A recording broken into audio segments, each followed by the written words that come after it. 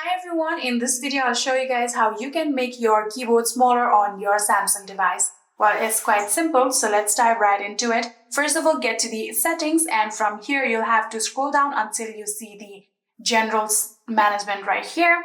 Tap on general management, and from here you can get the option of Samsung keyboard settings. Tap on it, and then you can scroll down a bit and you can see the option of size and transparency. Tap on it, and then from here you can see this is the current size of your keyboard.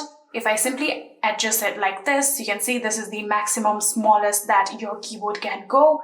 And if you want to make it smaller, you can also do this by side to side, just like this. I'm going to do it just like this, smaller like that. And when you're done with it, you can tap on done right here. And now you can check. You can simply just tap on the search bar right here, and you can see your keyboard has now been smaller. And yeah, that is it. I hope this video was helpful to you guys. If it was, please do not forget to hit that subscribe button and like our video. Thank you so much for watching. See you in the next.